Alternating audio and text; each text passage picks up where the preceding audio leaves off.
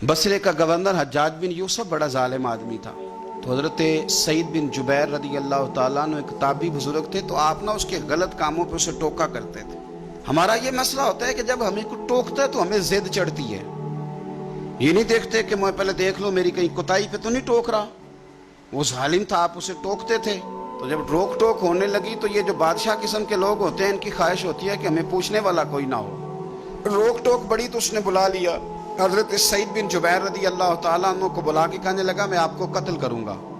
तो आप फरमाने लगे जिस तरह तू मुझे कत्ल करेगा ना, मेरा रब भी तुझे उसी तरह ही कत्ल करेगा। अल्लाह वाले थोड़ा किसी से डरते हैं, वो उसी तरह तुझे कत्ल करेगा। कहने लगा हजरत सईद बिन जुबैर रदी अल्लाह ताला अन्हु से कि अगर आप मुझसे माफ़ी मांग लेंगे तो मैं आपको छोड़ दूंगा। आप फरमाने लगे माफ़ी तो मैं रोज़ मांगता हूँ, पर सिर्फ अपने रब से।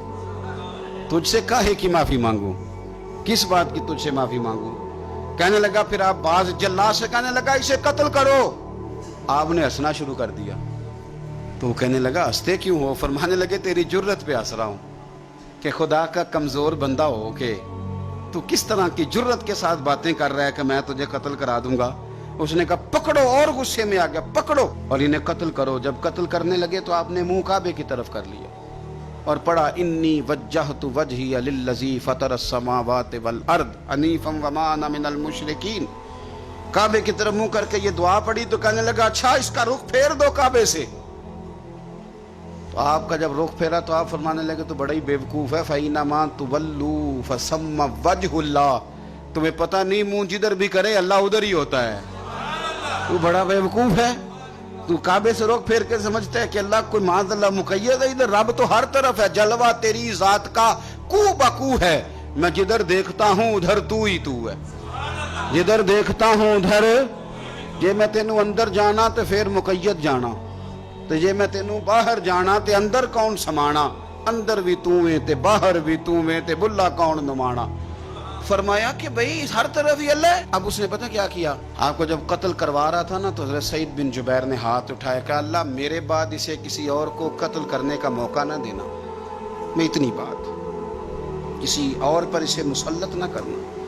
हज़रत सईद बिन जुबैर कत्ल हुए, शहीद हुए तो इतना खून बहा कि खून बंद ही नहीं होता, इतना खून।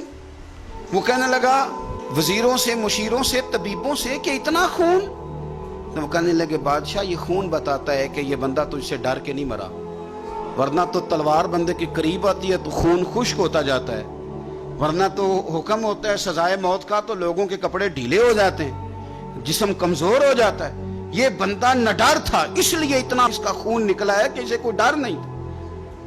हजरत सईद बिन जुबैर को कत्ल करने के बाद ना हज्जाज बिन यूसुफ 15 दिन जिंदा रहा है, सिर्फ 15 दिन।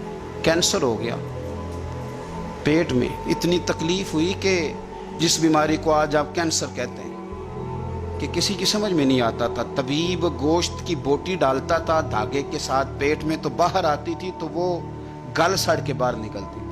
उसके अपने भी उसके कमरे में नहीं जाते थे। ओ यारो, जुल्म करते हुए लोग सोचते नहीं कि इसका हिसाब कितना भयानक होगा। रात को चीख मार के उठता, घर वाले कहते तुझे क्या हुआ। 15 दिन जिंदा रहा, एक रात सो नहीं सका। वो कहता था जब भी मैं सोता हूँ तो सईद बिन जुबैर मेरी ख्वाब में आते हैं और मेरी टांग पकड़ के घसीटते हैं तो मेरी आंखें खुल जाती हैं। ये जो बद्दुआएं हैं ये तुम्हारे बिस्तर तक तुम्हारा पीछा करती, ये नींदों में सुराख कर देती। लोग कहते हैं पता नहीं क्या बात है सोया नहीं जाता, तो मैं कहता हूँ पता कर लो, शायद को बात निकल ही आए। पता कर लो, देख लो, गौर कर लो, तवज्जो कर लो, शायद को बात निकल आए। अगर निकल आए ना तो फिर तौबा कर लो, और अगर निकल आए तो फिर माफी मांग लो। अगर निकल आए तो फिर अल्लाह से डर जाओ, अगर निकल आए तो फिर एहतियात कर जाओ। लेकिन बातें निकलने पर भी हम मानने को तैयार। तो ये मत समझे कि जब इंसान किसी का जुल्म करेगा तो वो चैन की नींद सोएगा। जी हो सकता जैसा करोगे फिर वैसा